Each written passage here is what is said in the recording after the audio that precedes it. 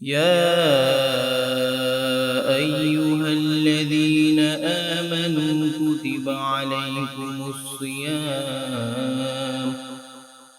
نحمده ونصلي على رسوله الكريم اما بعد فاعوذ بالله من الشيطان الرجيم بسم الله الرحمن الرحيم يا بني اسرائيل اذكروا نعمتي التي انعمت عليكم واني فضلتكم على العالمين۔ معزز سامعین، اللہ تبارک و تعالیٰ کا شکر ایک مرتبہ پھر بجا لاتے ہیں کہ اسی کے کرم، اسی کی عنایتیں ہیں کہ رمضان المبارک کے اس مہینے میں قرآن حکیم سے استفادہ اور قرآن حکیم کے مطابق اپنی زندگی گزارنے کا موقع اللہ تبارک و تعالیٰ عطا فرما رہا ہے۔ اس سلسلے کے ہم 14ویں کلاس میں ہیں اور سورہ بقرہ کا رکوع نمبر 15، اور یہ اہم ترین جگہ ہے کہ اب تک 10 رکوعات میں اللہ تبارک و تعالیٰ نے بنی اسرائیل کے معزولی کے منصب سے ہٹانے کی وجوہات ذکر فرمائے، اور یہاں اب حتمی فیصلہ ارشاد فرما رہا ہے۔ تو یہ رکوع نمبر 15 سے اللہ تبارک فرمائے، اے بنی اسرائیل، وہ وقت، وہ لمحہ، وہ نعمتیں، وہ ادوار یاد رکھنے کی ہے کہ جب میں نے تم پر اپنی نعمتیں تمام کر دی اور میں نے تمہیں فضیلت بخشی دنیا والوں پر، وَأَنِّي فَضَّلْتُكُمْ عَلَى الْعَالَمِينَ۔ فضیلت پر ہم پہلے بات کر چکے ہیں، بنی اسرائیل پر بات ہو چکی ہے، نعمتوں پر بات ہو چکی ہے۔ جب بھی کوئی ذمہ داری ملتی ہے تو اس ذمہ داری کی ادائیگی کے کچھ تقاضے ہوتے ہیں، اس کے لیے جو چیزیں ضروری ہوتی ہے اللہ تبارک و تعالیٰ وہ عطا فرماتا ہے، وہی فضیلتیں بنتی ہیں۔ اب ذمہ داری جو ہے وہ اعلاء کلمت اللہ کی تھی، توحید کی، حاکمیت کی تھی۔ وہ ذمہ داری وقت گزرنے کے ساتھ ساتھ پے در پہ انبیاء آنے کے باوجود جب نافرمانی حد سے گزر گئی تو اللہ کا فیصلہ آیا۔ اور فضیلت ہمیشہ جب تک ذمہ داری پر ہے، وہ ذمہ داری انسان ادا کرتا ہے، فضیلت کے مطابق ہے تو فضیلت حاصل ہوتی ہے۔ تو قرآن حکیم نے سلسلہ بیان جوڑا کہ اے بنی اسرائیل، ہم نے تو یہ سب کچھ کیا، لہذا ان کا تقاضا یہ ہے کہ وَاتَّقُوا يَوْمًا لَا تَجْزِي نَفْسٌ عَن نَفْسٍ شَيْئًا وَلَا يُقْبَلُ مِنْهَا عَدْلٌ وَلَا تَنْفَعُهَا شَفَاعَةٌ وَلَا هُمْ يُنصَرُونَ، کہ اس دن کا ڈر اور خوف، اس دن کامیابی اور ناکامی کے خوف کا تمہیں احساس ہونا چاہیے، اس لیے کہ اس دن کسی 2 نمبری طریقے سے بچا نہیں جا سکتا۔ اور اس کے قرآن حکیم 3 بنیادیں بتا رہا ہے۔ لا تجزی نفس عن نفس شیئا، جب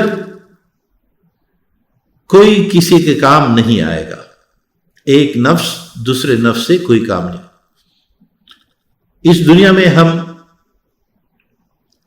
اپنے آپ کو قانون کے جبر اور ڈنڈے یا قانون میں اپنے لیے رکھنا جب ڈھونڈتے ہیں تو یہی 3 طریقے اختیار کرتے ہیں۔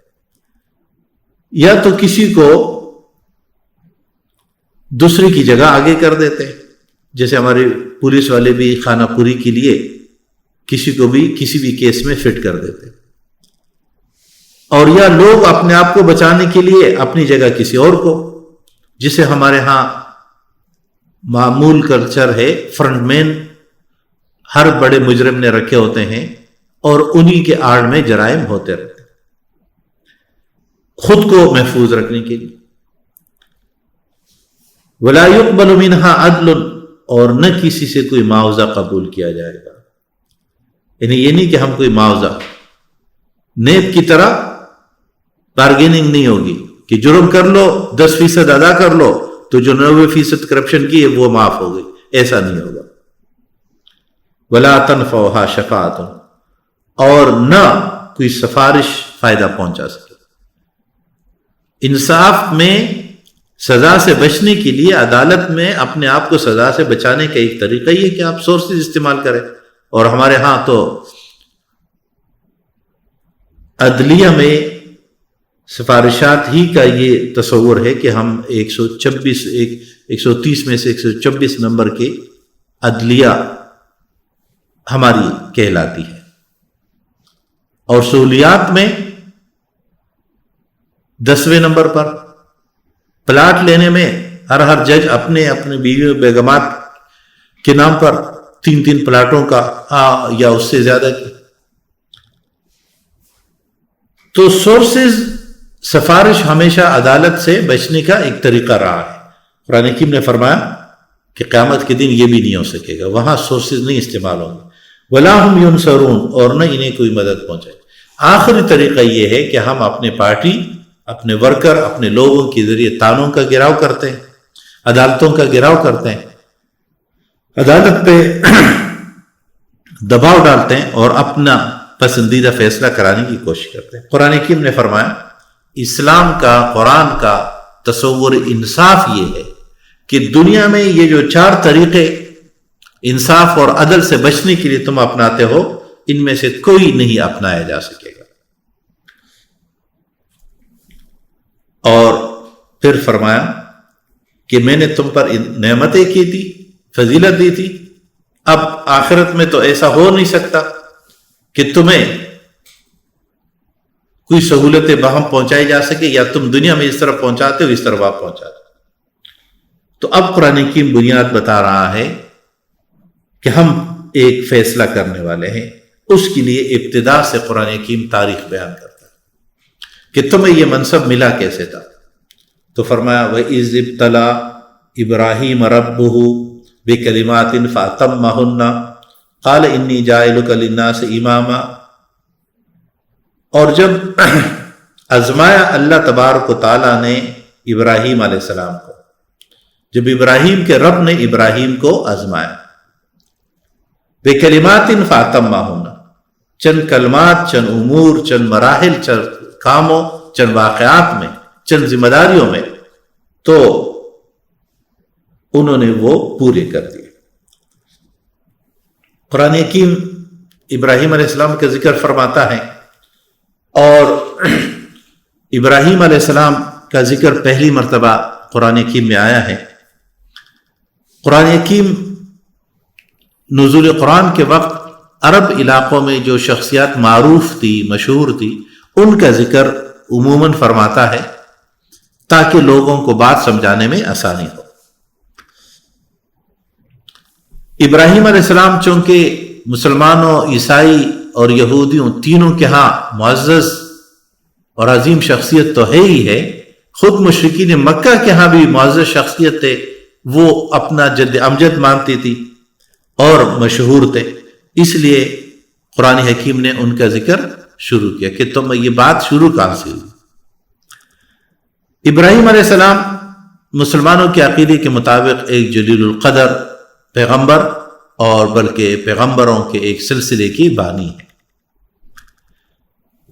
آپ کا نام بائبلی تعلیمات کے مطابق تو ابراہیم یا ابراہم ذکر کیا جاتا ہے, اور نوح علیہ السلام اور آپ کے درمیان 10 نسلوں کا ذکر نسب کے اعتبار سے ہوتا ہے, اور ابراہیم علیہ السلام اور رسول اللہ صلی اللہ علیہ وسلم کے درمیان 11 نسلوں کا, یعنی شجرہ نسب میں 11 پشتے, گویا نوح علیہ السلام اور ابراہیم کے درمیان 10 اور ابراہیم اور رسول اللہ صلی اللہ علیہ وسلم کے درمیان 11, تو یہ 21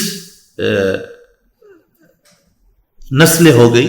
لیکن یہ سب معلومات چونکہ بائبل کے ہیں اور اس کے شجرہ نسب کی جو تاریخ ہے اس پہ محققین کے آراء میں کچھ نسلیں درمیان میں چھوٹ جانے کی ہے, اس لیے یہ کوئی یقینی تعداد نہیں ہے.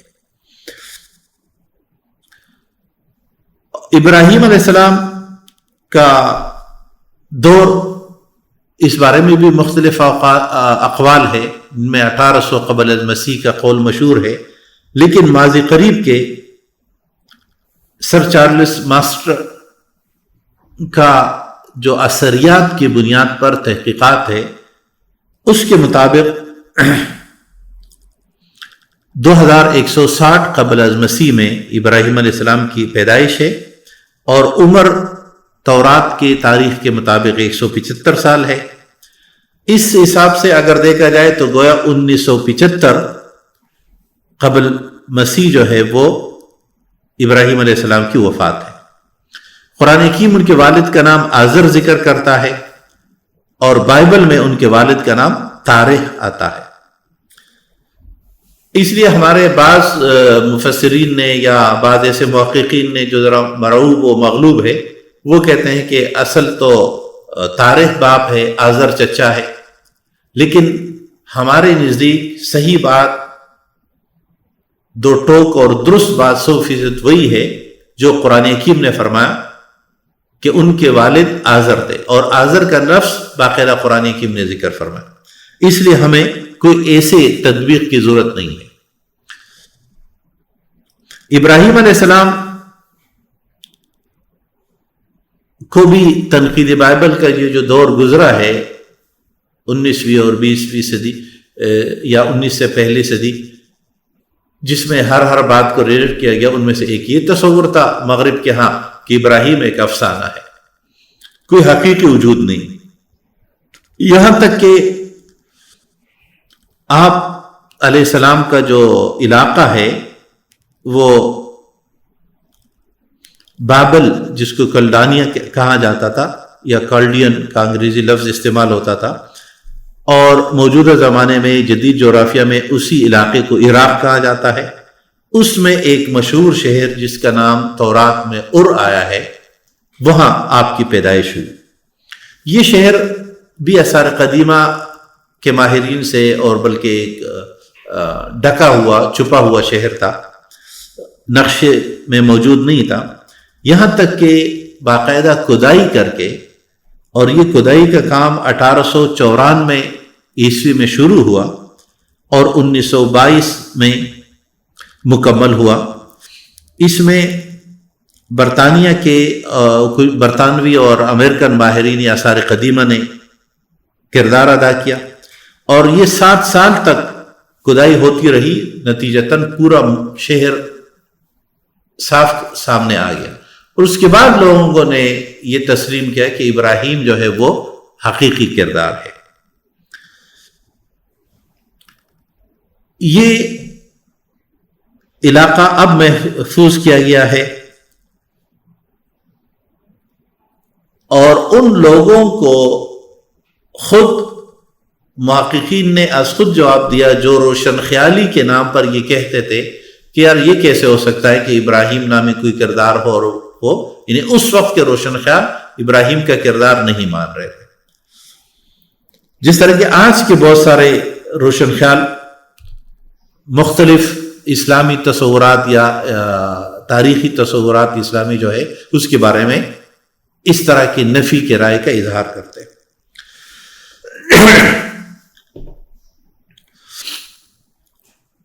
ابراہیم علیہ السلام کے ساتھ دنیا کے تینوں بڑے مذاہب، اسلام، یہودیت اور عیسائیت جو ہے وہ تقدس کا تعلق رکھتی ہے، احترام کا تعلق رکھتی ہے، اور اس پورے سلسلے کو ابراہیمی سلسلے کے نام سے یاد کیا جاتا ہے، سامع النسل انبیاء کے سلسلے کے نام سے یاد کیا جاتا ہے۔ ابراہیم علیہ السلام کے یہاں ذکر کیوں ہے، اس بارے میں کچھ بنیادی نکات ہمیں یاد رکھنی چاہیے۔ چونکہ نوح علیہ السلام کے بعد ابراہیم علیہ السلام سب سے معروف اور ایک علمگیر پیغمبر تھے، اس لیے پیدائش تو میں ہوئی، لیکن انہوں نے جو دعوتی مراکز قائم کیے، سے لے کر فلسطین، القدس میں مسجد ابراہیم جو آج موجود ہے،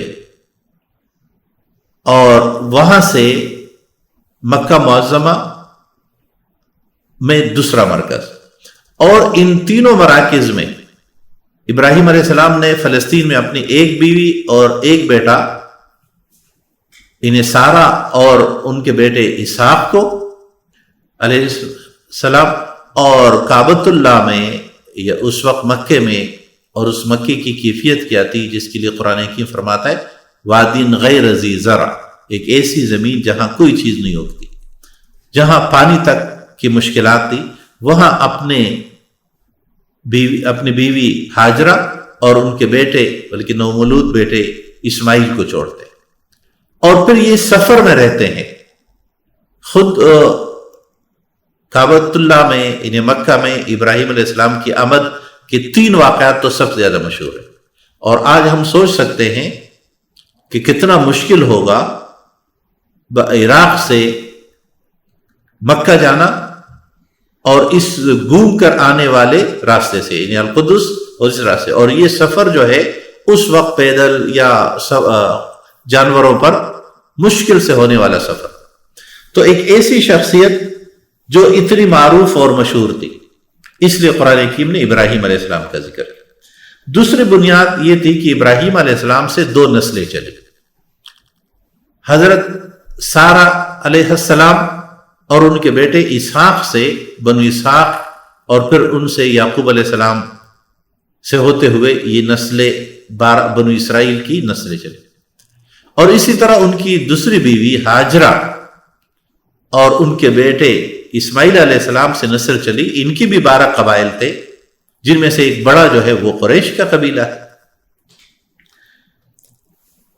اصل کام ابراہیم علیہ السلام کا دعوت الی اللہ، انسانیت کو اللہ کی طرف بلانا تھا، اور اس ذمہ داری کو ادا کرنے کے لیے ہی آپ کی نسل میں یہ ذمہ داری ڈالی گئی، اور جب تک یہ ذمہ داری آپ کی نسل کے ایک شاخ یعنی بنی اسرائیل ادا کرتی رہی، مختلف انبیاء مبعوث ہوتے رہے، اور اب آ کر اللہ تبارک و تعالیٰ نے بنو اسماعیل میں سے محمد مصطفیٰ صلی اللہ علیہ وسلم کو مبعوث کیا، تو اس بات کی وہ جو کزنز کی کشمکش ہے، یہ لڑائی شروع ہو گئی اور بنی اسرائیل نے مخالفت کرنا شروع کر دیا۔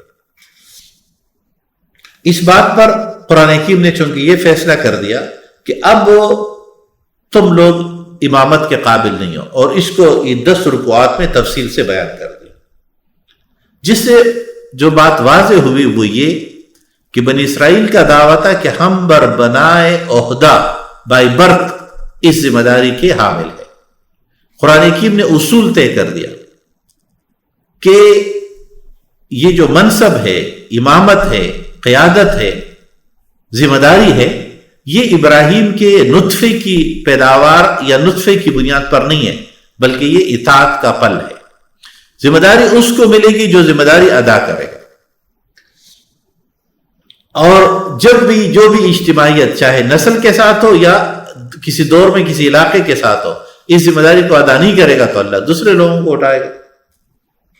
اور 6ٹھی بنیاد اس کی ہے کہ یہاں سے بنو اسماعیل کا ذکر اب شروع ہوتا ہے، ان کا تذکرہ، اور 7ویں بنیاد یہاں سے وہ ہے تبدیلی امامت یعنی تبدیلی قبلہ۔ تو فرمایا وَإِذِ ابْتَلَىٰ إِبْرَاهِيمَ رَبُّهُ بِكَلِمَاتٍ، جب آزمایا ابراہیم کو اس کے رب نے بِكَلِمَاتٍ فَأَتَمَّهُنَّ۔ یہاں قرآن حکیم نے ان کلمات کی تفصیل نہیں بیان کی، لیکن ابراہیم کی زندگی آزمائشوں سے جتنی پر گزری، سب سے پہلی آزمائش تو آپ ایک ایسے گھرانے میں پیدا ہوئے جو بت پرست ہی نہیں بلکہ بت پرستوں کا مرکز تھا، اور بت تراشے اور بنائے جاتے تھے۔ پھر گھر میں مخالفت، گھر کے بعد قریبی علاقے میں بتوں کو توڑنے کی جرم میں آپ کو آگ میں ڈالنا، اور یہ سب سے بڑی آزمائش تھی جس میں آپ صلی اللہ علیہ وسلم کے لیے آگ جلائی گئی۔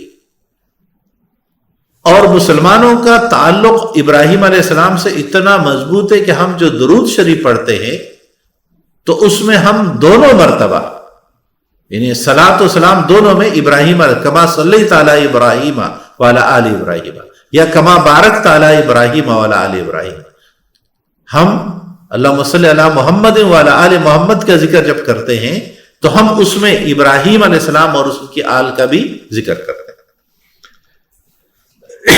یہ آزمائش ہے، پھر آپ خاندانی طور پر بھی، یہ جو آپ کی دونوں بیویاں تھیں سارا اور ہاجرہ، اس میں آپ کی پہلے اولاد ہاجرہ سے نہیں ہوئی، سارا سے نہیں ہوئی، ہاجرہ سے پہلے اولاد ہوئی، اس کی قربانی کا مرحلہ آیا، اس قربانی میں کامیاب ہونے کے بعد آپ کو اللہ تبارک و تعالیٰ نے انعام کے طور پر سارا سے بھی اولاد عطا فرمائی، اور پھر اس اولاد میں سے ایک اولاد کو مکہ میں اور دوسرے میں کو فلسطین میں چھوڑنا.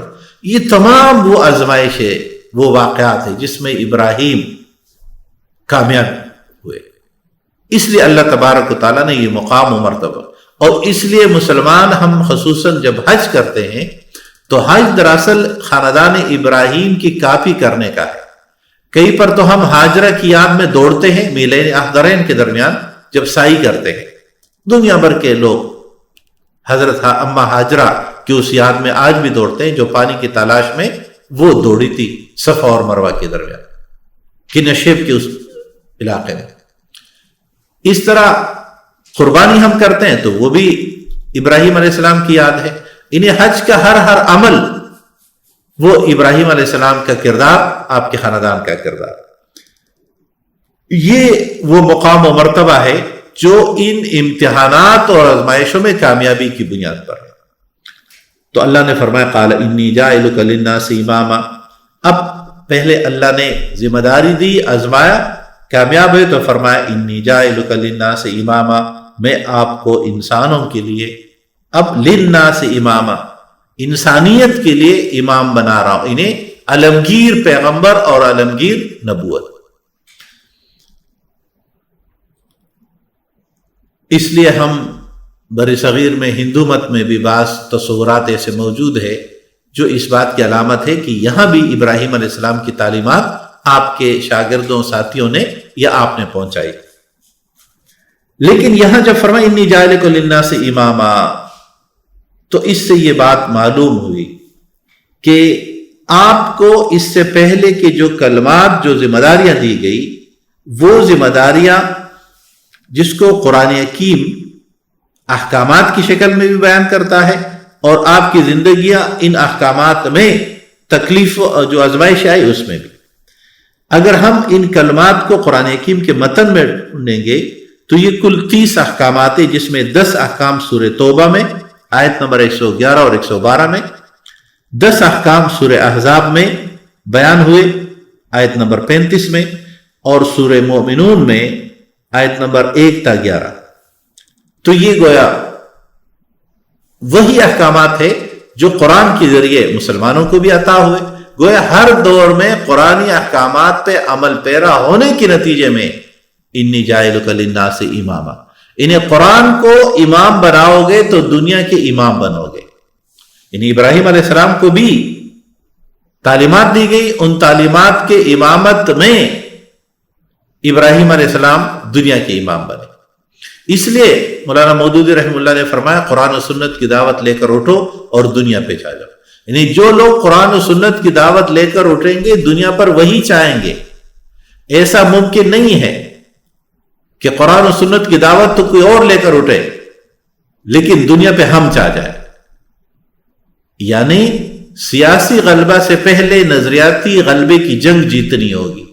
جو لوگ نظریاتی غلبہ حاصل کریں گے وہی لوگ سیاسی غلبہ حاصل کریں گے. یہ دینی لحاظ سے بھی اور یہ معاشرتی لحاظ سے بھی. لیکن یہ بات طے ہوئی کہ مطلوب اس دنیا میں امامت ہے. اس امامت کے لیے یہی وہ منصب ہے جس کے لیے ابتدا میں لفظ استعمال ہوا خلافت کا. انی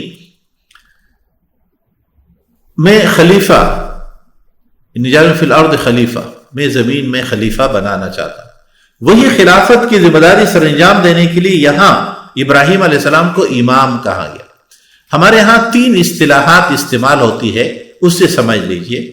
ایک اصطلاح خلافت کی استعمال ہوتی ہے، ایک اصطلاح امامت کی استعمال ہوتی ہے. تو اس کو سمجھ لیں. دراصل یہ اصطلاحات 3 ہے، اور اصطلاح کا معنی ہوتا ہے کسی بھی فیلڈ کے ماہرین جو اصطلاح وضع کرتے ہیں وہ وہی معنی ہوتے ہیں جو اس فیلڈ میں معروف ہوتے ہیں. آج کے اصطلاح میں جو نظام نبوت ہے، جسے ہم کہ نبوت کما ہی جیسے وہ ہے، اس نبوی نظام کو خلافت کہتا ہے، جو اس پہ استوار ہو، ان بنیادوں پر چلتا ہے۔ تو جو نظام نبی نے عطا کیا، اس نظام کو ہم خلافت کے لفظ سے تعبیر کرتے ہیں، اسی کو حکومت الہیہ، اسی کو اسلامی ریاست یا کوئی بھی نام دے سکتے ہیں۔ اس خلافت کے مقابلے میں جو دو نظام اور وجود میں آئے وہ مقابل تھے ان کے، اس میں سے ایک کو امامت کا تصور یا مکتب امامت کہتے ہیں، جس کی بنیاد یہ ہے کہ جس طرح نبوت اللہ متعین فرماتا ہے، اس طرح مسلمانوں کے اجتماعی نظام کو مستحکم رکھنے کے لیے جو ذمہ دار ہے، خلیفہ، صدر یا جو بھی نام دے دے، وہ امام کے لفظ سے تعبیر ہوگا، اور یہ بھی اللہ نامزد کرتا ہے۔ اور یہ نامزدگی اب رسول اکرم صلی اللہ علیہ وسلم کے خاندان بنو ہاشم میں ایک تصور ہے، یا بنو ہاشم میں سے صرف ابو طالب کی نسل میں، یا اس کے بعد تیسرا تصور کہ نہیں، یہ صرف حضرت علی رضی اللہ تعالیٰ عنہ کے خاندان میں۔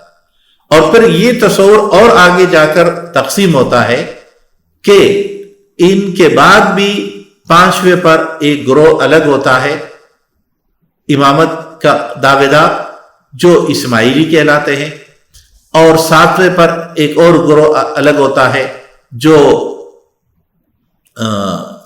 نظار کی بنیاد پر، جو ہمارے ہاں اب کی اصطلاح میں بہری کہلاتے ہیں، اور اس طرح مزید شکلیں بنتی گئی۔ اس کے مقابل میں تیسرا تصور جو ہے وہ ملوکیت کا ہے، اور ملوکیت اور امامت دونوں میں قدر مشترک یہ ہے کہ ایک تو یہ دونوں تصورات خلافت کے مقابلے میں، اور دونوں میں آپس میں مماثلت یہ ہے کہ دونوں خاندان بے سے، یعنی ایک نسل کی بنیاد پر، باپ کے بعد بیٹے کی، ایک خاندان کی حکمرانی کے قائل۔ خلافت کی پہچان یہ ہے کہ خلافت میں نسلیت نہیں ہوتی۔ تو قرآن کریم نے فرمایا انی جاعل للناس اماما، اس آیت کے تحت ہمارے مفسرین نے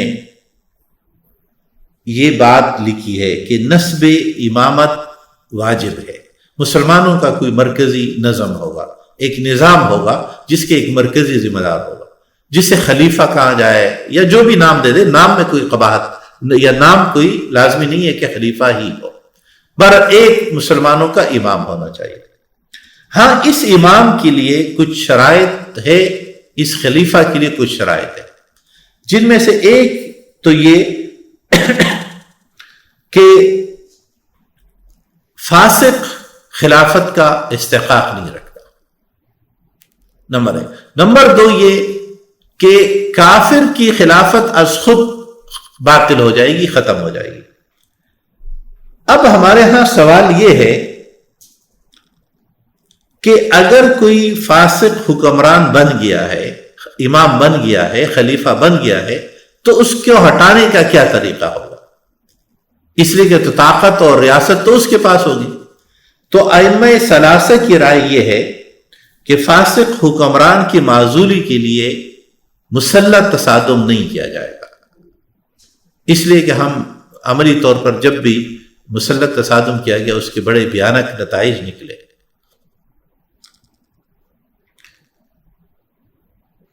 امام ابو حنیفہ رحمۃ اللہ علیہ ائمہ ثلاثہ کے مقابلے میں ایک انقلابی رجحان رکھتے تھے، اور وہ خود اس دور کے ہیں جس میں ملوکیت اپنے خون اشامیوں اور وحشت و درندگیوں کے ساتھ موجود تھی، تو ان پہ اس کے اثرات بھی تھے۔ تو ان کی رائے یہ ہے کہ کچھ شرائط ہے، اور ان شرائط میں سے ایک شرط یہ کہ کامیابی کے امکانات کے لیے کچھ تیاری ہو۔ یہ نہیں کہ 5 لوگ کہیں سے بھی اٹھے اور بغیر تیاری کے جو ہے وہ خروج کر لے۔ جب تیاری، کامیابی کے امکانات ہے، مقدور بر تعداد جمع ہوئی ہے، صلاحیت جمع ہوئی ہے، تو تب خروج کیا جائے گا، اور مسلمانوں کو ظالم اور فاسق حکمران سے، امام سے بچانے کے لیے ان کو محفوظ کیا جائے۔ اس لیے امام ابو حنیفہ رحمہ اللہ اپنے وقت کے خلفاء کے خلاف تحریکوں کا حصہ رہے، ان کی مالی اور عملی معاونت کرتے رہے، لیکن ان کا خیال اس وقت کے ان لوگوں کے مقابلے میں کہ جو بغیر تیاری کے، بغیر اپنے استعداد کے مقابلہ میں آ کر اپنے آپ کو گویا اس دنیا کے لحاظ سے تو وہ ناکام ہوئے. تو گویا امام حنیفہ رحم اللہ مشروط خروج کے قائل ہے، اور ائمہ ثلاثہ کہتے ہیں کہ خروج یعنی لڑائی والا خروج، تشدد والا خروج ہوگا ہی نہیں، کیونکہ اس کے نتیجے میں، لڑائی کے نتیجے میں، تشدد کے نتیجے میں مسائل حل نہیں ہوتے بلکہ مزید بڑھ جاتے ہیں. اور اس کی مثالیں جنگ جمل اور جنگ صفین، اس کے بعد حرہ کا واقعہ، اس کے بعد حضرت عبداللہ ابن زبیر کی شہادت کا واقعہ، یہ سب وہ بنیادیں ہیں جس پر خونہ شامیہ تو بہت ہوئی، وحشت اور درندگیہ بہت ہوئی، عزت پامال ہوئی، لیکن کوئی مفید کام نہیں ہو سکا. قال انی جاعلک للناس اماما قال ومن ذریتی. اب ابراہیم علیہ السلام نے بڑا اہم سوال اٹھایا کہ یہ امامت، یہ منصب، یہ فریضہ یہ مجھ سے ہے یا میرے پوری نسل سے؟ لیکن نسل کے لیے لفظ ومن ذریتی کہا گیا، انہیں عمومیت کی بات کی گئی. تو قرآن حکیم نے ابدی اصول بیان فرمایا. قال لا ینال عہد الظالمین، کہ میرا وعدہ نافرمانوں سے نہیں. یعنی آپ کی ذریت نہ اہلیت کا پیمانہ ہے اور نہ نااہلیت کا پیمانہ ہے، بلکہ اہلیت کا پیمانہ جو ہے وہ اطاعت اور فرمانبرداری ہے. جو اس منصب کے تقاضوں کے مطابق ادا کرے گا وہ درست ہے. وَإِذْ جَعَلْنَا الْبَيْتَ مَثَابَةً لِلنَّاسِ، اور جب ہم نے کعبۃ اللہ کو لوگوں کے لیے بنایا. جعلنا البیت، بیت کا لفظ پہ جب بھی الف لام داخل ہو تو اس سے مراد کعبۃ اللہ ہے.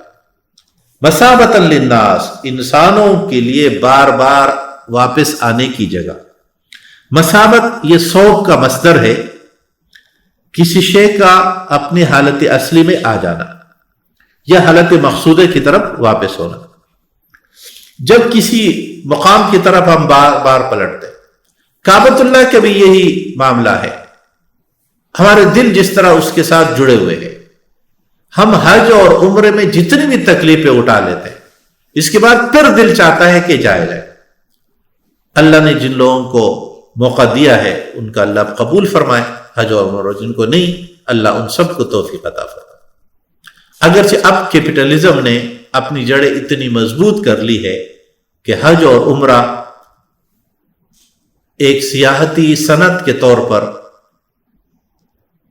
ہمارے سعودی عرب کے حکمران ان سے اپنے تمام مالی اخراجات نکال کر انہیں اس مقام کو عبادت سے زیادہ اپنے کاروبار کے لیے استعمال کر رہے. تو قرآن حکیم نے فرمایا کہ کعبۃ اللہ جو ہے وہ مثابہ ہے، بار بار لوٹنے کی جگہ، بار بار آنے کی جگہ. یہ کعبۃ اللہ کی طرف جانا، چونکہ حج قمری حساب سے ہوتا ہے، ہر موسم میں آتا ہے، تو سردی اور گرمی ہر وقت میں لوگ اس کی طرف. اور یہ تسلسل کوئی 100-200 نہیں، بلکہ ابراہیم کے دور سے اگر لیا جائے تو کوئی 4000 سال سے یہ تسلسل جاری ہے. اور جدید محققین بھی اس کی اس قدامت کے قائل ہے کہ اتنے قدیم دور سے، اور اس سے آثار قدیمہ تو روئے زمین پر انسانی آبادی کے ابتدا ہی سے اس کی موجودگی کو، جب قرآن حکیم نے فرمایا ان اول بیت وضع للناس، اور اقبال نے اسی تناظر میں کہا تھا کہ دنیا کے بتکدوں میں پہلا وہ گھر خدا کا، ہم اس کے پاسباں وہ پاسباں ہمارا. تو یہ کعبۃ اللہ بار بار آنے کی جگہ، بار بار پہنچنے کی جگہ. وہ امن، اور امن کی جگہ. عرب کی سرزمین میں جتنی خونریزیاں ہوتی رہی، جتنی ایک دوسرے کی مخالفت، ایک بات پر وہ متفق تھے کہ زائرین حرم کو کچھ نہیں کہا جائے گا. اس کے لیے کبھی تو انہوں نے مہینے مختص کیے، کبھی انہوں نے صرف حج کے دنوں کو مختص کیا، لیکن جانے کے یا ان جانوروں کو بھی محفوظیت کا عطا کی جن کو لوگ نامزد کرتے تھے قربانی کے لیے کعبۃ اللہ کے پاس. اور پھر واتخذوا من مقام ابراہیم مصلی، اور وہاں مقام ابراہیم کو عبادت کی جگہ، نماز کی جگہ بنانا. اب مقام ابراہیم تو دراصل ابراہیم علیہ السلام کے پاؤں کے جس پتھر پر نشان ہے، اور ملتزم کے قریب ہی پیچھے ایک جگہ موجود ہے، پہلے بالکل کعبۃ اللہ کے ساتھ لگا ہوا تھا، اب پیچھے کر دیا ہے. اور ہم جب بھی حج میں یا عمرے میں طواف کرتے ہیں تو اس کے بعد فقہاء میں اس بارے میں تو اختلاف ہے کہ یہ نوافل ہے یا واجب ہے، لیکن 2 رکعت نماز یہاں پڑھی جائے گی. اب بہت قریب پڑھنے میں اگر آنے جانے میں مشکل پیش آ رہی تو ذرا پیچھے ہو کر بھی پڑھا جا سکتا ہے. تو مقام ابراہیم، مقام ابراہیم اس جگہ کا نام بھی ہے، لیکن اس سے مقصود پورا حرم ہے. تو کہیں بھی یہ نوافل یا واجب کی 2 رکعت نماز ادا کی جائے طواف کے بعد. وَعَهِدْنَا إِلَىٰ إِبْرَاهِيمَ وَإِسْمَاعِيلَ أَن طَهِّرَ بَيْتِي لِلطَّائِفِينَ وَالْعَاكِفِينَ وَالرُّكَعِ السُّجُودِ، اور ہم نے عہد کی لیا. اب تذکرہ شروع ہو رہا تھا ابراہیم کا، ابراہیم علیہ السلام کے ساتھ اب شامل کر دیا اسماعیل علیہ السلام کو. أَن طَهِّرَ بَيْتِي، اور ابراہیم کے ساتھ اسماعیل کا تذکرہ اور اہتمام اور شان کے ساتھ تذکرہ، یہ کوئی صرف قرآن نہیں کہہ رہا، بلکہ باوجود مخالفت اور دشمنی کے یہودیت اور عیسائیوں کے جو اس وقت کے بائبل ہے اس میں بھی یہ مقام و مرتبہ اور یہ عظمت موجود ہے جس کو قرآن حکیم بیان فرماتا ہے.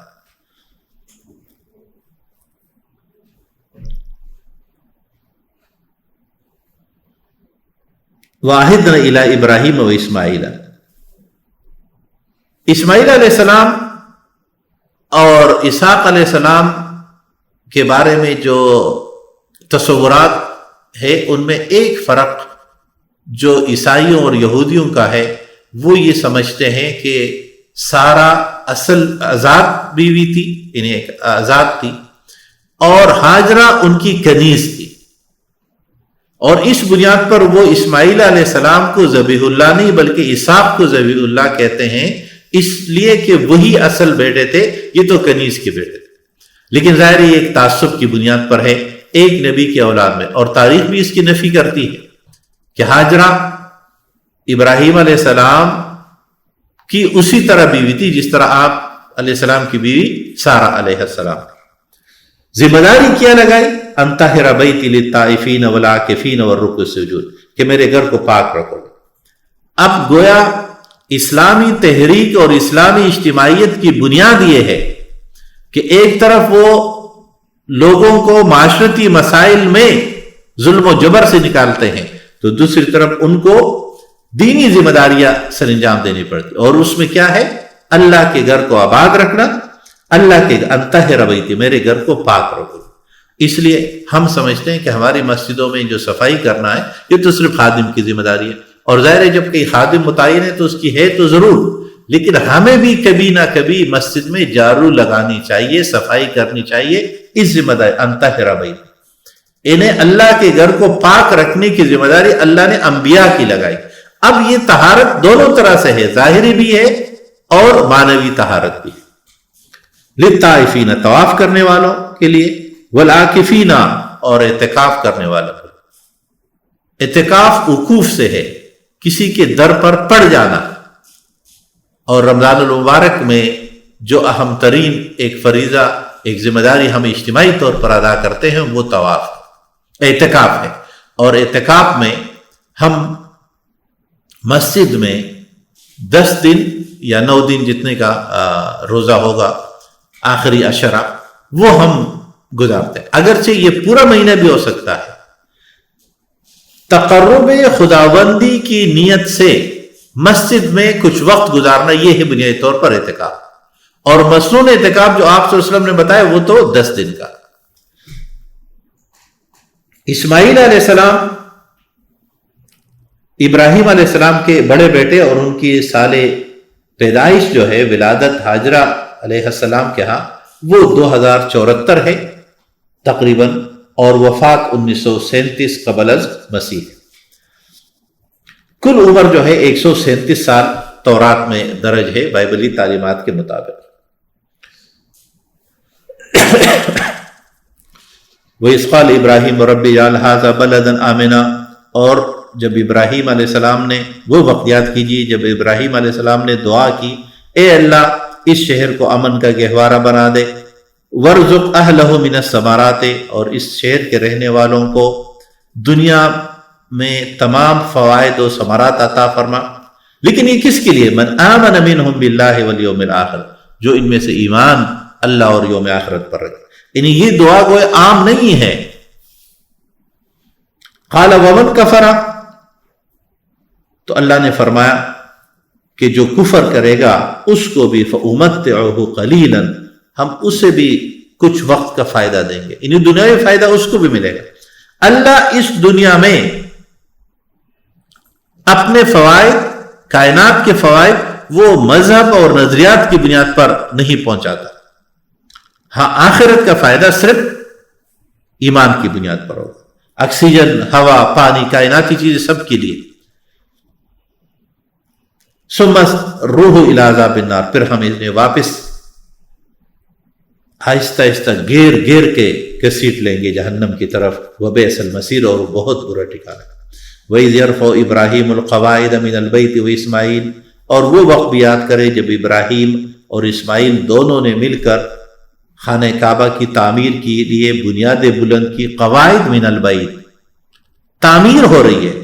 اب دیکھیں شخصیات کے لحاظ سے دیکھیں تو دونوں باپ بیٹا، یعنی ابراہیم اور اسماعیل، تقدس کی انتہا، عظمت کی انتہا، رفعتوں کی انتہا۔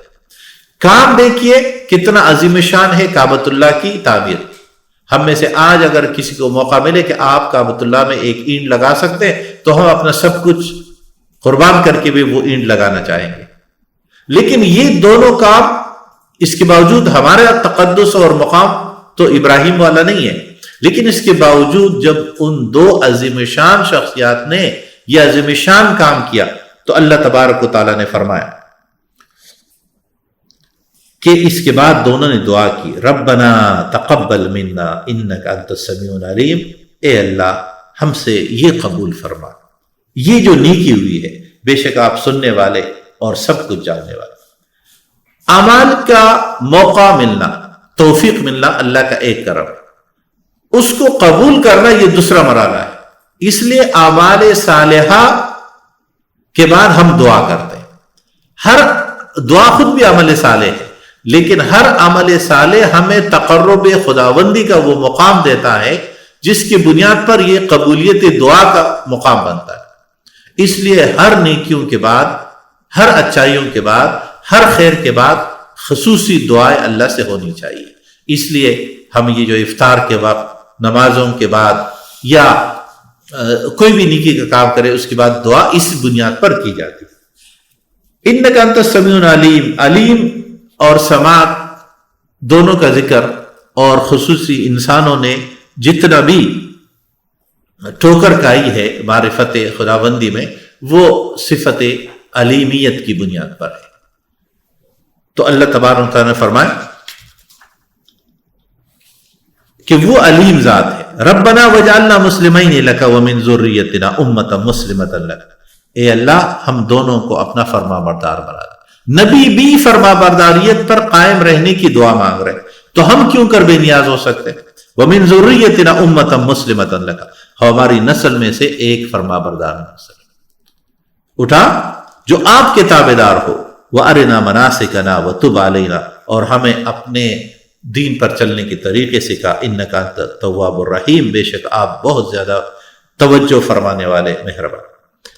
امت مسلمہ کی دعا، دراصل امت وجود رکھتی ہے نبی پر۔ اب یہاں امت کے لیے دعا ہے، اور اس کے بعد ربنا وَسَعَ فِيهِمْ رسولا، اس امت کے لیے ایک رسول چاہیے تھا، جس کے لیے مولانا الطاف حسین حالی نے فرمایا تھا مسدس مد و جزر اسلام میں کہ دعائے خلیل نوید مسیحا، کہ خلیل کی دعا ہے، اور ابراہیم علیہ السلام کی یہ دعا محمد صلی اللہ علیہ وسلم کے لیے، محمد صلی اللہ علیہ وسلم کی امت کے لیے، یہ آج بھی بائبل میں موجود ہے. اور محمد کا ذکر بائبل، تورات اور انجیل کے مختلف مقامات پر بغیر کسی شک و شبے کے موجود. اس لیے اس کو بدلا جاتا ہے کہ کسی نہ کسی طریقے سے اس بات کو مشکوک بنایا جائے. خود تورات میں آج بھی موجود ہے کہ میں نے اسماعیل کو یہ مقام دیا، یہ ابراہیم سے کہا جا رہا ہے، اور ابراہیم کی دعا اور یہ خبر خود بائبل میں موجود. ربنا وابعث فیہم رسولا منہم یتلو علیہم آیاتک. اب قرآن حکیم یہاں سے ابراہیم علیہ السلام کی اس دعا کے نتیجے میں پیغمبر صلی اللہ علیہ وسلم کی بابوسیت کا ذکر، جو کہ آپ کا مقام و مرتبہ، لیکن ذمہ داریوں کا ذکر یہاں ہو رہا ہے. اور یہ آیت 4 جگہ ہے، یعنی 4 ذمہ داریاں 4 مقامات پر قرآن حکیم بیان کرتا ہے کہ پیغمبر کی ذمہ داری یہ ہے.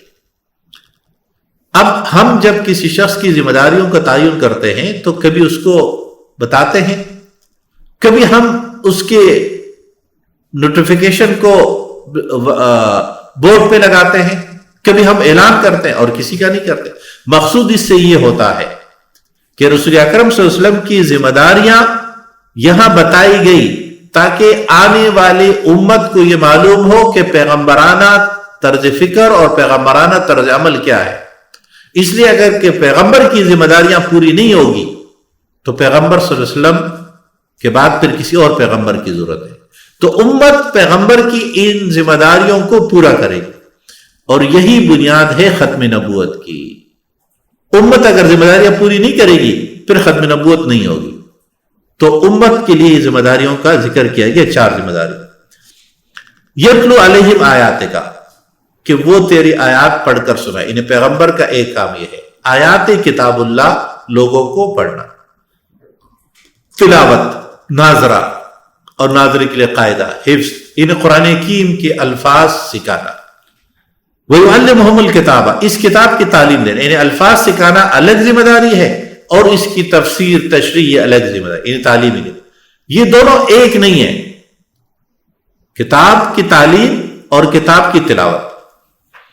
والحکمہ، اور دانائی کی تعلیم. اور بات صرف یہاں تک نہیں رہے گی، فہم و فراست کی رہنمائی کے تمام اسرار و رسوم سمجھائے گا. وَيُزَكِّيهِمْ، اور تزکیہ کرتا رہے گا، دلوں کو پاک کرتا رہے گا. اِنَّكَ أَنْتَ الْعَزِيزُ الْحَكِيمُ، بے شک آپ زبردست ہیں اور حکمت والے ہیں. اور اسی کا یہ تقاضا ہے کہ پیغمبر کب، کہاں اور کس کو مبعوث کرنا ہے. یہ طریقہ بھی اللہ تبارک و تعالیٰ کا عطا کیا. قرآن حکیم کی یہ آیت جس میں پیغمبر صلی اللہ علیہ وسلم کی 4 ذمہ داریوں کا ذکر ہوا، تلاوت کتاب، تعلیمی کتاب، حکمت اور تزکیہ، یہ ذمہ داریاں ہم سے یہ تقاضا کرتی ہے کہ ہم بھی اس پیغمبرانہ ذمہ داریوں کو سر انجام دینے کی جو امت کی ذمہ داری ہے اس میں اپنا حصہ ملائے. ہمارا یہ قرآن حکیم سیکھنے سکھانے کی جو کاوش ہے وہ بھی اس فریضے کی ادائیگی کی چھوٹی سی ایک کوشش ہے، جس میں قبولیت اور برکت کی دعا بھی کیجیے، اور پورے سال میں اپنے آپ کو ان ذمہ داریوں میں سے کسی نہ کسی حصے میں اپنے آپ کو شامل کیجیے، تاکہ ہم رسول اکرم صلی اللہ علیہ وسلم کے امت کے جو عظیم شان خوشی میں شریک ہے یا اس کو اپنے لیے فخر و افتخار سمجھتے ہیں، تو ہم ان ذمہ داریوں کو بھی عطا کریں جو امت محمدی کا حصہ ہونے کے لحاظ سے ہر امت کی ذمہ داری ہے. اللہ تبارک و تعالی ہمیں اپنی ذمہ داریوں کو احسن طریقے سے پورے کرنے کی توفیق عطا فرمائے. وآخر دعوانا ان الحمد للہ رب العالمین.